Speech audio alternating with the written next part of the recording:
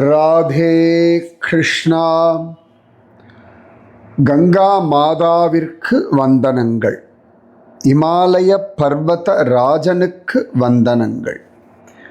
இன்றைய அன்பிற்கும் அருளுக்கும் ஆசீர்வாதங்களுக்கும் வந்தனங்கள். பாரத மாதாவிற்கு வந்தனங்கள். தேவப்பிரயாகைக்கு வந்தனங்கள். அலகநந்தா பாகீரதி நதிகளுக்கு வந்தனங்கள். அழகான தேவப்பிரயாகை.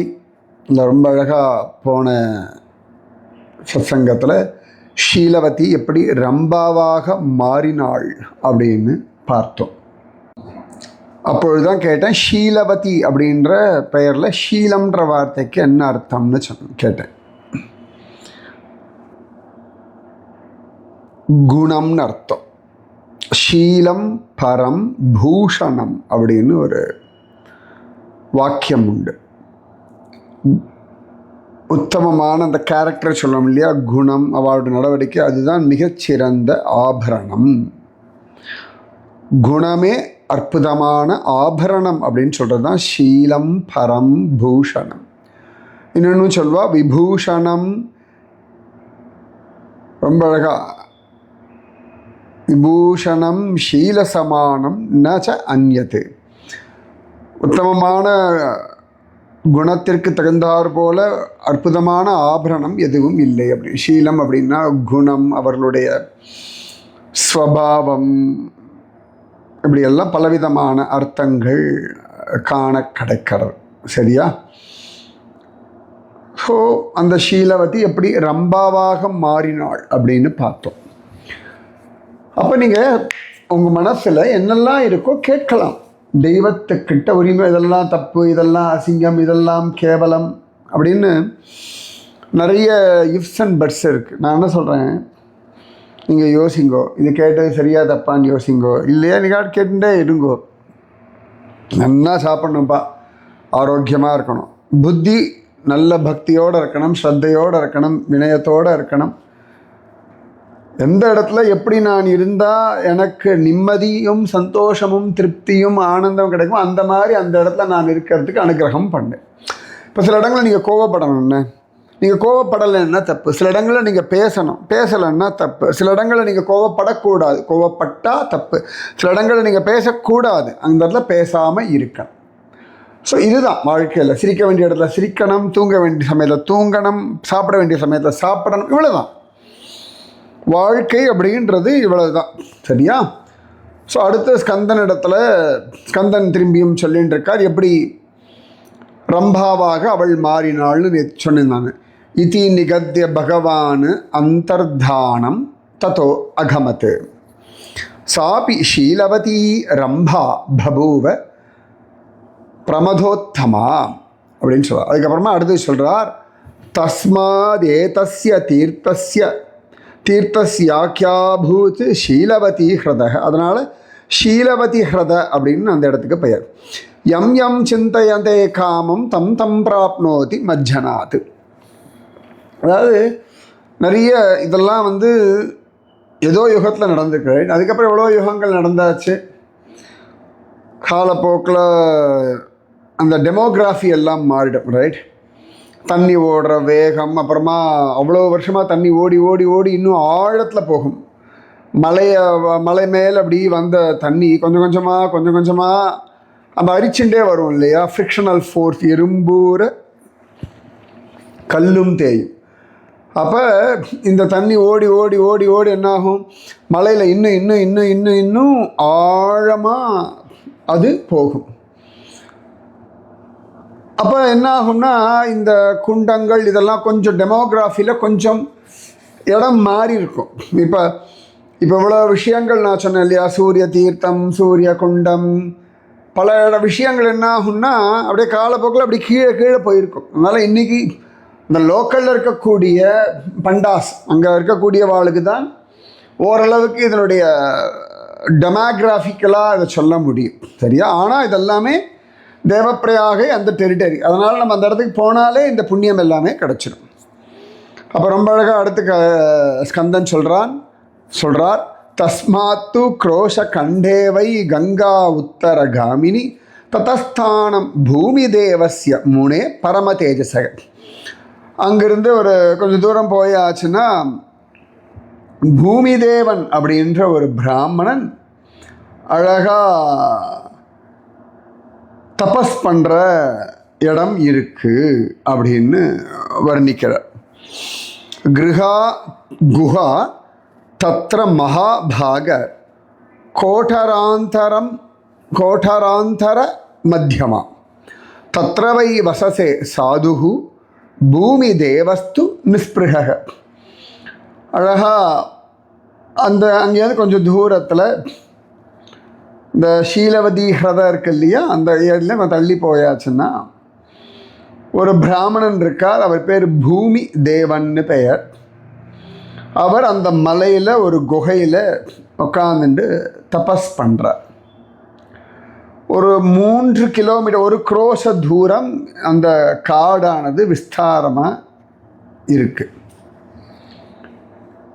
தஸ்யைவ பூமி தேவஸ்ய வனம் குரோஷ பிரமாணகம் தத்வனே நிவசன் மாசம் கங்கா ஸ்நானம் கரோத்தியக. அந்த வனத்தில் வசிச்சுண்டு டெய்லி 1 மாதத்துக்கு யார் கங்கா ஸ்நானம் பண்ணுறார்களோ அவர்கள் ஜிதேந்திரியர்களாக சாந்த மனதாக ஆயிடுவா. அப்போ அந்த பூமி தேவரை அந்த பிராமணனை பார்க்க முடியும். ஸோ இந்த ஷீலவதி ஹிரத அதுலேருந்து கொஞ்சம் தள்ளி போயாச்சுன்னா ஒரு குரோஷ தூரத்தில் அந்த காட்டுக்குள்ளே மலையில் குகையில் ஒரு பூமி தேவன்ற ஒருத்தர் இருக்கார். அந்த காட்டில் இருந்துட்டு நித்தியம் கங்கா ஸ்நானம் பண்ணுறவாளுடைய இந்திரியங்கள்லாம் கண்ட்ரோலில் இருக்கும், மனசு சாந்தமாகிடும். அப்போ அவர்களுக்கு பூமி தேவருடைய தரிசனம் கிடைக்கும். சூரிய கிரக சதம் ஸ்நாத்வா கங்காயாம் லபதே பலம் தத்பலம் ஹி சமாப்னோதி பூமி தேவ பிரசாதத்தः. அந்த பூமி தேவனை பார்த்தா என்ன பலன் அப்படின்னு கேட்டால், கங்கையில் ஒரு 100 சூரிய கிரகணத்துக்கு கங்கையில் ஸ்நானம் பண்ணால் என்ன புண்ணியமோ அந்த அனுகிரகம் இந்த பூமி தேவரை பார்த்தாலே கிடச்சிடும்.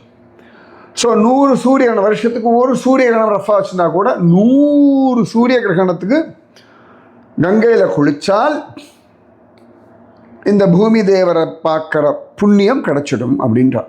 அப்போ எவ்வளோ வசதி பாருங்கள் இந்த பூமி தேவரை தரிசனம் பண்ணுறது. ததோ வர்ணியாசிரமாத்ரம்யாத் சமாயாதி நதீவரா.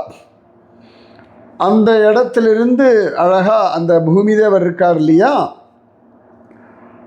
அங்கிருந்து அழகாக ஒரு நதி ஜம்முன்னு வர்றது.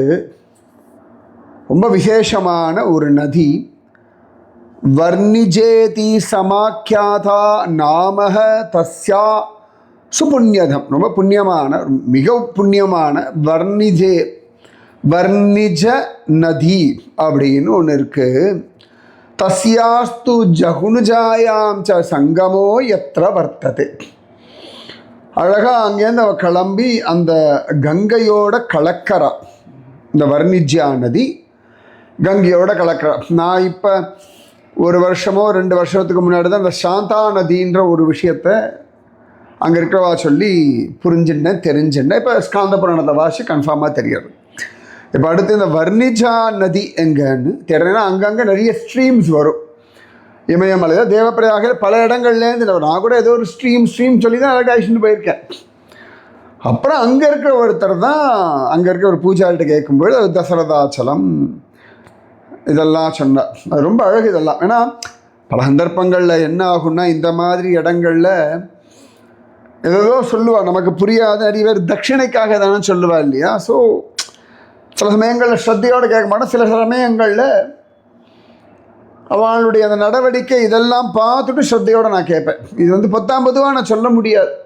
எல்லாரும் ஸ்ரத்தையோடு சொல்கிறான்னு சொல்ல முடியாது. எல்லாமே பணத்துக்காக ஏதோ சொல்கிறான்னு சொல்ல முடியாது. ஏன்னா பூஜை பண்ணு, இங்கே வந்தால் தானம் கொடு, நிறைய இடங்களில் கேட்பான். அதுக்காக சொல்கிறேன். ஸோ வர்ணிஜ்யா நதி அடுத்து நம்ம கண்டுபிடிக்க வேண்டிய இடம். இந்த வர்ணஜ்யா நதி அழகாக களம் வந்து கங்கையில் சங்கமமான இடத்துல தத்ஹதக சமனுக்கியாதோ கானபத்யோ மகாமுனி யத்ரவை மஜ்ஜனாசக்தா கானபத்தியம் அவாப்னுயு. இந்த வர்ணிஜா நதி கங்கையோட கலக்கக்கூடிய இடத்துல கானபத்திய குண்டம்னு ஒன்று இருக்குது. அந்த குண்டத்துக்கு பேர் கானபத்திய குண்டம். அந்த இடத்துல யார் குளிக்கிறாளோ அவர்கள்லாம் கணபதி இருக்கார் இல்லையா, கணங்களின் பதி கணபதி, கணங்களின் ஈசன் கணேசன், இதான் அர்த்தம்.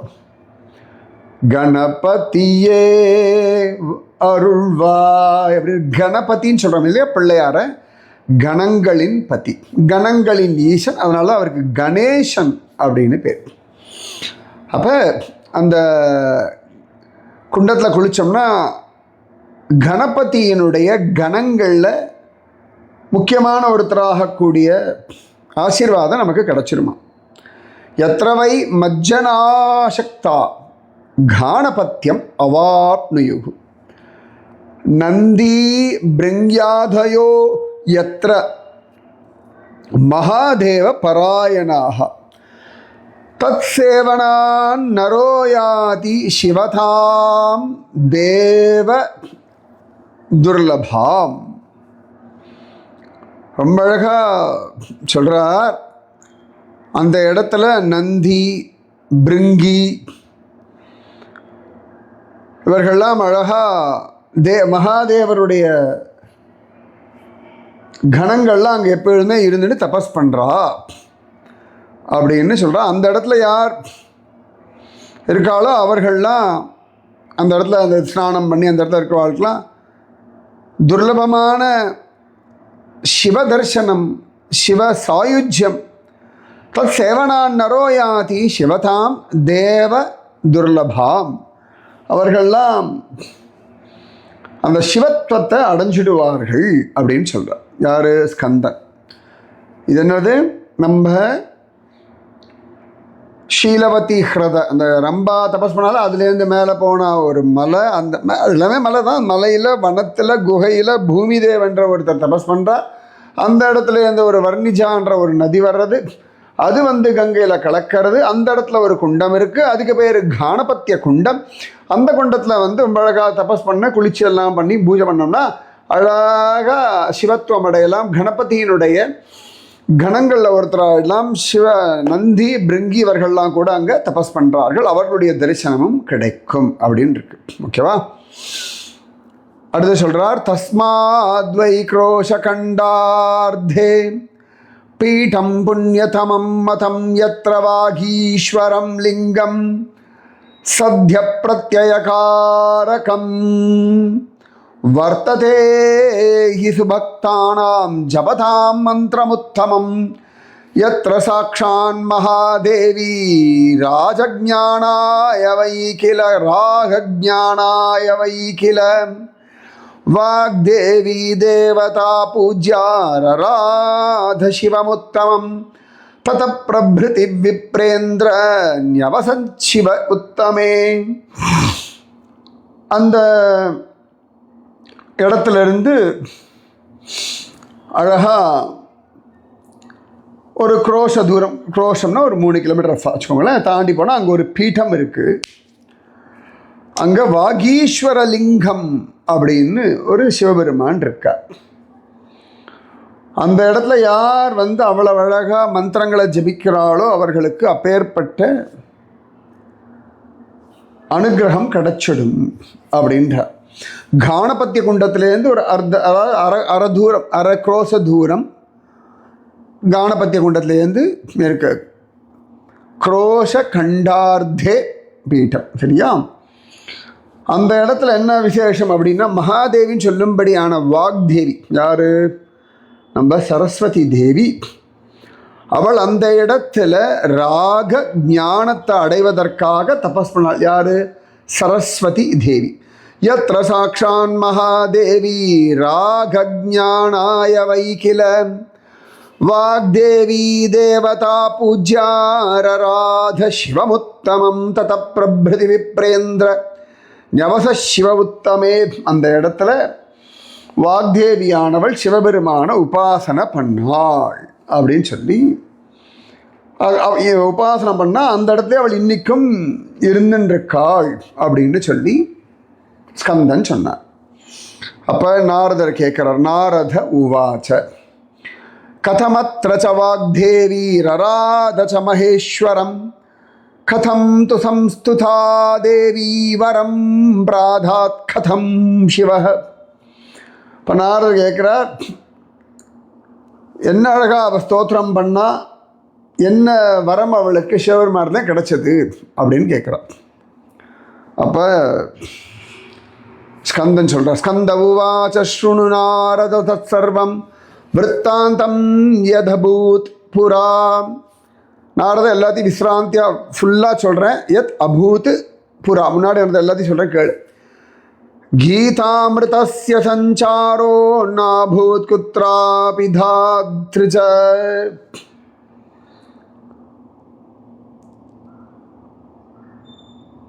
அதாவது ஆரம்ப காலகட்டத்தில் சங்கீதத்தை பற்றிய ஒரு சாரம், இல்லாட்டி இந்த ராகம் தாளம் இதெல்லாம் பெருசாக உலகத்தில் பிரகடனமாகாத ஒரு காலகட்டம். கீதாமிருதஸ்ய சஞ்சாரோ ந அபூத் குத்ராபி தாத்ருஜ கீதஸ்ய ஞானபோதாய சரஸ்வத்யாம் மனோ அபவத் கதம் மே கீதபோதோ ஹி பவேத் இத்யாகுலாபவத்.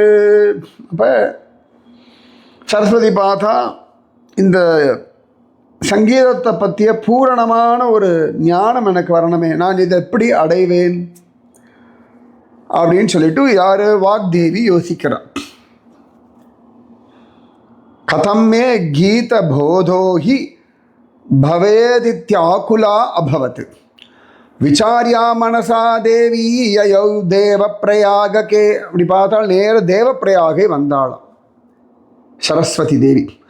ஆராதனாய தேவஸ்ய சர்வஜ்ஞஸ்ய மகாத்மனः கத்வா வை காணபத்யஸ்ய நிகடே பீடகே சுபாசுபே சமாரராதருத்ரம் வை உபசாரைத்வனந்தகைஹி. அழகா தேவப்பிரயாகை போனால் அங்கே உட்காந்துண்டு சிவபெருமான உபாசனை பண்ணுறா. நல்ல உத்தமமான ஒரு இடம் வேணும்னு தேடுறா. அப்போ அங்கே அந்த கானபத்தியம் குண்டம் இருக்குல்ல, அது பக்கத்தில் அந்த பீடத்தை பார்த்தா அந்த இடத்துல உட்காந்துட்டு ஷோடச உபசாரத்தினால சிவ ஆராதனை பண்ணாள். சரியா? விசாரியா மனசா தேவி யயௌ தேவ பிரயாகே ஆராதனாய தேவஸ்ய சர்வஜ்ஞஸ்ய மகாத்மனः கத்வா வை கானபத்யஸ்ய நிகடே பீடகே சுபே சமாரராதருத்ரம் வை உபசாரைத்வனந்தகைஹி கந்தைஹி புஷ்பைஹி தூப தீபை நைவேத்யைர் விவிதை சுபைஹி ஸ்தோத்திரபாட்டைர் நமஸ்காரை அநேகைர் பக்தி தத்பரா. ஷோடச உபசாரங்கள், ஷோடசம்னா 16 விதமான உபசாரங்களில் அழகா சிவபெருமான அவ ஃபஸ்ட் கிளாஸாக பூஜை பண்ணா. அதிலே சொல்கிறார், சந்தனம் புஷ்பம் தூபம் தீபம் நைவேத்தியம் இதெல்லாம் அப்புறமா பண்ணுறா. ஸ்தோத்திரம் பண்ணுறா, சிவபெருமான நமஸ்காரம் பண்ணுறா. ரொம்ப அழகாக அவள் எப்படி தபஸ் பண்ணா அப்படின்னு சொல்லி காண கிடைக்கிறது. இதி தஸ்யா வ்யதீயுஷ்சஹ வாக்தேவ்யாஹ கதிசித் சமாஹ த்யக்தாஹார விஹாராயாஹ ததோக்ரே பிரத்யதிருஷ்யத. ஆகாரத்தெல்லாம் விட்டுட்டு மனசு டைவர்ட் ஆகாமல் தபஸ் பண்ணதில் பல வருஷங்கள் அவங்க தபஸ் பண்ணா. அப்ப சிவபெருமான் ஆவிர்பவிச்சுட்டார். வியாக்ர சர்மாம்பரதரோ நாகயஜ்ஞோபவீதிக, புலித்தோலை, வியாக்ர சர்ம அம்பரதரோ. அப்புறமா நாகயஜ்ஞோபவீதிக, புலித்தோலை இடுப்பில் கட்டின்னு இருக்கார். பூனலையே நாகத்தையே பூனலா போட்டு இருக்கார். நீலகண்ட சதுர்பாஹு சசாங்கிருத சேகர, ரொம்ப அழகா நீலகண்டனா இருக்கார். 4 திருக்கைகளோடு இருக்கார். தலையில் சந்திரன சசாங்கிருத சேகர, அழகா தலையில் ஜடாமுடியில் நீலகண்டன் இது வச்சிருந்தார். அவ்வளோ அழகு இல்லையா? அசன்யஸ்த கரி சர்மா ஹிமசைல கலேவர, அசன்யஸ்த கரி சர்மா. அழகா ஒரு யானை வேற இருக்கு. வாமாங்கன்யஸ்த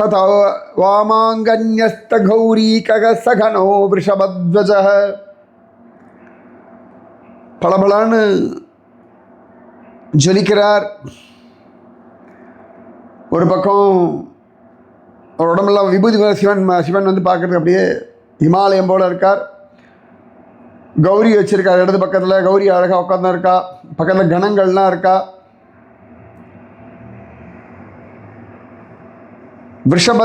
விஷபக்கொடியனா வந்திருக்கார். ஏ தாதிருஷம் சிவம் திருஷ்டுவா பக்தி கத்கயா கிரா வாக்தேவி ஸ்தோதுமாரேபே ஆனந்தாசு பரிப்ளுதா. சிவபெருமானுடைய அந்த ரூபத்தில் பார்த்தோன்னா வாக்தேவி அப்படியே ஆனந்தத்தை தழைச்சா. ரொம்ப அழகாக வாக்தேவி சிவபெருமானை ஸ்தோத்திரம் செய்தாள். என்ன ஸ்தோத்திரம் பண்ணான்னு நாளைக்கு சொல்கிறேன். ஸோ வாக்தேவியான சரஸ்வதியும் தேவப்பிரயாகை வந்து தபஸ் பண்ணி சிவதரிசனம் அடைஞ்சிருக்காள். ஸோ அவளுக்கும் தேவப்பிரயாகை அவ்வளவு விசேஷமாக காரியங்கள் அனுகிரகங்கள் பண்ணியிருக்கு. சூப்பரில். ஸோ மீதி விஷயம் நாளைக்கு. ராதே கிருஷ்ணா. கங்கா மாதாவிற்கு வந்தனங்கள். அலக்கநந்தா பாகீரதி மாதாவிற்கு வந்தனங்கள். தேவப்பிரயாகைக்கு வந்தனங்கள். இன்றைய அன்பிற்கும் அருளுக்கும் ஆசீர்வாதத்திற்கும் வந்தனங்கள். மகோன்னதமான ஹிமாலய பர்வதராஜனுக்கு வந்தனங்கள். அற்புதமான பாரத மாதாவிற்கு வந்தனங்கள். ராதே கிருஷ்ணா. வாக்தேவி சரஸ்வதி மாதாவிற்கு வந்தனங்கள். ராதே கிருஷ்ணா.